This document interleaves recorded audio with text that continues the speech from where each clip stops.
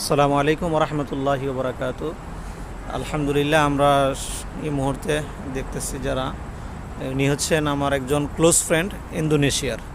তো ওনার সাথে আমি কথা বলবো, দেখি উনি ওনার যে মনের ভাবটা কীভাবে প্রকাশ করে ইন্দোনেশিয়ান ভাষায় কথা বলবে। অত্যন্ত ভালো মানুষ। How are you friend? Halo, Halo. Ustaz. Alhamdulillah. Assalamualaikum. Nama saya Juji.